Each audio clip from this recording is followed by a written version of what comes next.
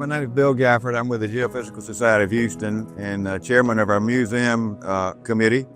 Our museum started in 1960 when some of the members decided we needed to preserve some of the instruments from the early days of oil and gas exploration. And we included seismic as well as potential fields instruments. A number of them were donated to us by companies in existence at that time, which included Humble Oil, Sun Oil, and Geophysical Research Corporation, which did a lot of instrumentation manufacturing and development.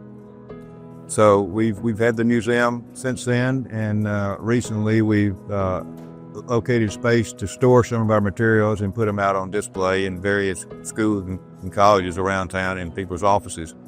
So our mission is to preserve and educate and teach the next generation about the history of exploration and the instruments and the people involved. Yes. Tell us why adding the potential field was important. I guess since the majority of the people were experienced in seismic, and there were a few trying to meld the two and use all the information and instruments available.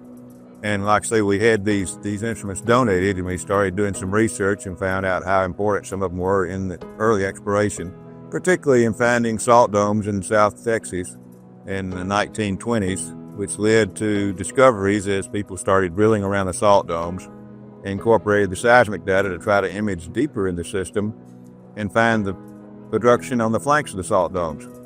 But for about 10 years or so, from the 20s into the 30s, the gravity meters were important in exploration.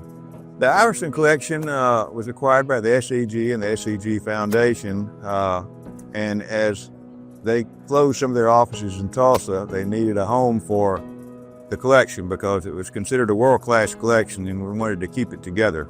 So we volunteered to find a home for it here in Houston, and it's been through 2 or 3 homes, and currently now at Bell Geospace in Houston. And we maintained that because it is so important, because it's such a nice collection of a variety of instruments from various time periods. I started with Amico in New Orleans, and mostly in seismic interpretation for a number of years, involved in different field studies and few discoveries, and then transferred to Houston in 1989 and worked until 2002 after Amico and BP merged, and I retired, and then started working more with our museum committee, and that seems to be an important job now. And the next person was Guy Flanagan. And through getting prepared for this, I found out that he was very instrumental in finding the funding to not only buy the Iverson collection, but also pay for the movement of it to the SEG offices in Tulsa. So I wanted him to describe to us the firsthand, give us a firsthand description of the logistics of that acquisition. I'm Guy Flanagan. I graduated from Colorado School of Mines a long time ago. And I worked at the USGS for a few years, and then worked for Unical for a few years. I went to work for Ohio, which became BP, and spent some time in London, 5 years in London. And then I left BP and went to work as a consultant with Mark Longacre at MBL. And then following that, I joined Phillips, which then became ConocoPhillips, where I retired in 2015, I guess.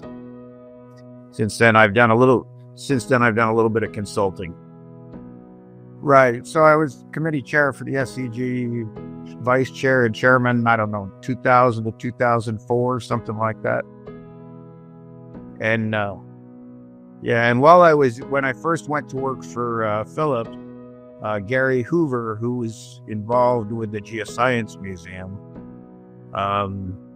roped me into doing some work to spruce up the Geoscience Museum, the Grav Mag part of the Geoscience Museum. Back in the early 1980s, when we were working with Carson Geoscience, with the airborne gravity system.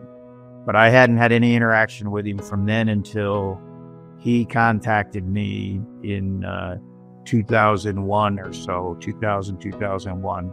And it may be because I was involved with the Geoscience Museum that he contacted me. I don't know if it was that or the fact that I was the committee chair or the vice chair, what inspired him to contact me. And how Ivy, I'm just assuming that Ivy he called one day on the phone and contacted me, and I'm just assuming that the reason I got contacted was because somehow my involvement with the Geoscience Museum, which was, I don't remember the timing on all of this, but at some point I got an award from the SDG for my involvement in the Science Museum, the Geoscience Museum, and maybe that prompted him to call me. It may be the fact that I was the chairman or vice chairman of the Grab Mag Committee. I'm not sure what prompted him to call me, but he contacted me. So there's the cutouts. He'd done these cutouts and everything of the instruments, and he had all this information and stuff. He thought the Geoscience Museum should acquire them for, I think, $1,500. And I'm actually don't remember I think maybe the Geoscience Museum or the SCG just agreed to pay for that. I don't think anybody donated money for that. It was an instrument we didn't have in the Geoscience Museum. And so that was one of the big push to acquire that particular instrument. It was something we didn't have. I visited him at his residence there in this old people's home, and we talked. I think we spent about 4 hours that day talking about things. In particular, I had thought about the fact that, and I guess if I had been smarter at the time, I would have recorded this. I didn't even have a cell phone in those days, so let alone having a smartphone. But there were lots of stories he told, particularly about about George Woolard and the gravity acquisition that's included, I think, in the obituary. His work with George Woolard and establishing the gravity network around the world.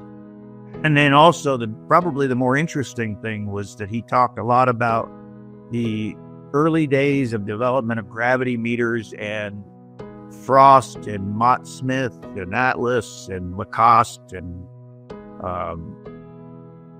all of the different kinds of instruments and the, let's say, infighting and somewhat underhanded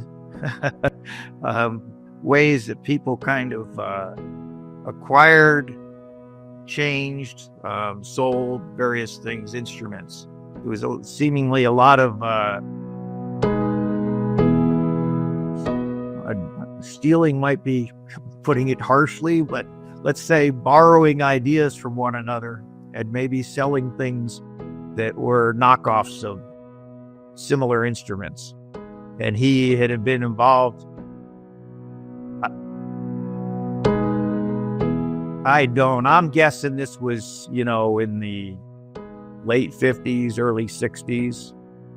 Maybe some of it dates from before then that he heard about. He gave a whole bunch of stories. I mean, it's a one-sided view, so it was his view, so I can't, and I wasn't old enough to remember any of this, so, I wasn't in a position to question him about any of it. But he told a lot of stories about the infighting of different companies developing different instruments and how some of them were knockoffs of somebody else's instrument, and there were some lawsuits filed and various things like that over this. I made that visit. We continued to have conversations over the next year or so. I had moved to, I left Bartlesville and moved to Houston, and we continued some negotiations. And I told him that, there was no way we were going to get the amount of money that he was looking for.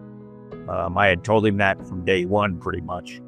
And I just basically went out to people I knew and asked them to make contributions. And I was trying to think, and I'm sure the SCG has records of this, but I think in the end, we paid him about $7,500. That kind of number sticks in my mind. So either we raised, so the SEG Foundation, I got Lee Lawyer, who was involved, Corinne will know, was involved heavily in the SEG, and the SEG Foundation, and they agreed to match whatever we could raise. And I can't remember if we raised $7,500 and paid him $15,000, or we raised like $3,700 and they matched it and we paid $7,500. I'm sure someplace in the SEG records that probably exists. A number of people made, there was one large donation, I know, of $1,000 that was anonymous. Well, I know who it was, but he wanted his name kept anonymous. So it wasn't Corinne, because I just said he wanted his name. And I don't even remember now who donated. A number of us put in, $100 donations or a few $100 donations. And just having lots of contacts in the industry, I just asked various people for contributions. And we got to the point where we just, after numbers of months, that was how much money we were going to get. And I went to him and said, this is what we've got. This is the best I can do. And we got the SEG Foundation to match it. And he wasn't in very good health. His health was declining. And he agreed to let us purchase the instruments. So I flew to Baltimore, and his son picked me up at the airport, and we rented a large, I think it was about a 10 or 15 foot